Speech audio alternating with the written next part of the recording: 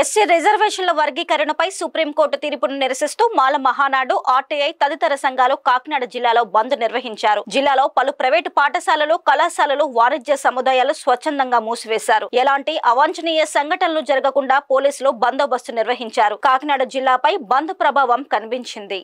ఈ సందర్భంగా Republican party of India రాష్ట్ర అధ్యక్షుడు Pitta Varaprasad, Mala Mahanadu JAC convenor Siddhantula Kondababu, Kakinada parliament incharge Enugupalli Krishna తదితరుల ఆధ్వర్యంలో ఎస్సీ సంఘాల నాయకులు కాకినాడలో పర్యటిస్తూ ఎక్కడికక్కడ బంద్ చేయించారు. ఆర్టీసీ బస్సులు తిరగకుండా ఆర్టీసీ కాంప్లెక్స్ వద్ద ధర్నా నిర్వహించారు. ఈ సందర్భంగా వారు మాట్లాడుతూ ఇప్పటికైనా కేంద్ర ప్రభుత్వం స్పందించి ఎస్సీ వర్గీకరణను రద్దు చేయాలని డిమాండ్ చేశారు. లేకుంటే ఉద్యమాన్ని మరింత ఉధృతం చేస్తామని హెచ్చరించారు.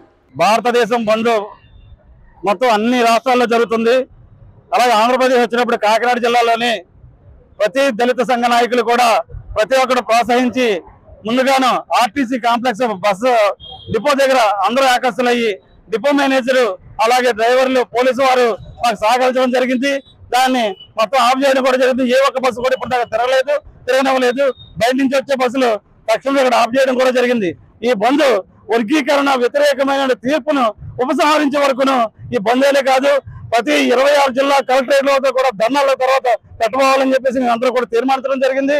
అలాగే వర్గీకరణ 59 కులాలను షెడ్యూల్గా చేర్చబడిన కులాలను విడదీయాలని చూస్తే మేము ఎవరూ ఊరుకోము.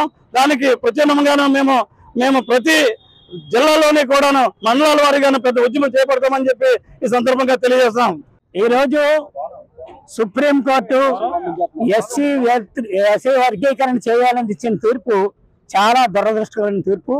గతంలో ఇదే సుప్రీంకోర్టు దీన్ని రద్దు చేస్తే ఇప్పుడున్నటువంటి బీజేపీ ప్రభుత్వం ఇక్కడ ఉన్నటువంటి జడ్జీల మీద ఒత్తిడి తీసుకొచ్చి ఈ విధమైన తీర్పు ఇచ్చారు. ఈ తీర్పును నిరసిస్తూ మొత్తం భారతదేశం అంతా బంద్ జరుగుతూ ఉంది. ఈ సక్సెస్ అయిన బంద్ను చూసి కేంద్ర ప్రభుత్వం కళ్ళు తెరిచి తన నిర్ణయాన్ని ఉపసంహరించుకుని ఎప్పట్లాగే అందరూ కలిసి ఉండే విధంగా ఈ వర్గీకరణ రద్దు చేయాలని మేము డిమాండ్ చేస్తా ఉన్నాం.